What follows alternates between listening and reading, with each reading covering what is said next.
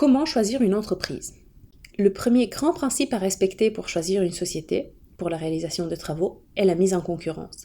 Dans le règlement d'ordre intérieur, des conditions spécifiques peuvent être prévues concernant l'obligation de mise en concurrence à partir d'un certain montant, par exemple, l'élaboration éventuelle d'un cahier de charges ou encore le nombre d'offres à demander. D'une manière générale, un minimum de 2 offres est conseillé pour des petits travaux et de 3 à 5 offres pour des travaux plus importants. L'objectif est d'obtenir plusieurs devis comparables pour un même travail, et ce, afin de pouvoir faire un choix éclairé. L'élaboration du cahier de charges avec un descriptif technique précis peut aider à mieux comparer les prix. Ce cahier de charges peut être fait par une personne qui a des connaissances techniques, telles qu'un bureau d'architecture, etc. Le prix est souvent un facteur déterminant, mais ce n'est pas le seul. Le niveau des détails de l'offre, le sérieux de l'intervenant lors de la visite, ou encore une disponibilité rapide peuvent également influencer le choix. Si l'on souhaite demander une offre à un entrepreneur, que faut-il préciser? Voici un exemple de formulation des informations qui peut être pertinent de demander. Bonjour, la copropriété souhaite réaliser l'isolation du pignon latéral droit, car il s'agit d'une source de déperdition de chaleur entraînant une sensation d'inconfort pour les propriétaires durant l'hiver.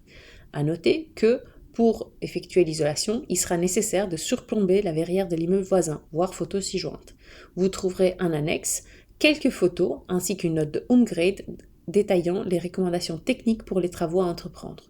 Une visite du bien est également possible aux horaires et dates suivantes, à préciser, ou en prenant rendez-vous avec Monsieur X ou Madame Y.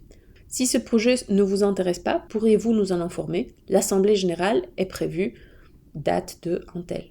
D'autres informations utiles sont reprises dans la description de cette vidéo. Pour assurer que l'entreprise est capable de réaliser les travaux, il est judicieux de consulter la Banque Carrefour des entreprises et de vérifier via le code NAS qu'elle dispose des compétences nécessaires pour faire les travaux envisagés. Il est également nécessaire de vérifier si l'entreprise est en ordre de versement de sécurité sociale. Dans le cas contraire, la copropriété peut travailler avec la société, mais est tenue de retenir les montants dus sur les paiements de la facture. Cela se vérifie sur le site www.checkobligationderetenue.be.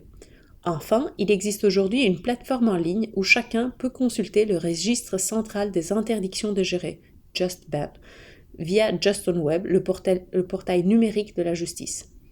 Ce registre répertorie toutes les personnes ou entreprises frappées d'une interdiction de gérer par le tribunal, ce qui les empêche d'exercer les fonctions de gestion dans une entreprise pendant une certaine période.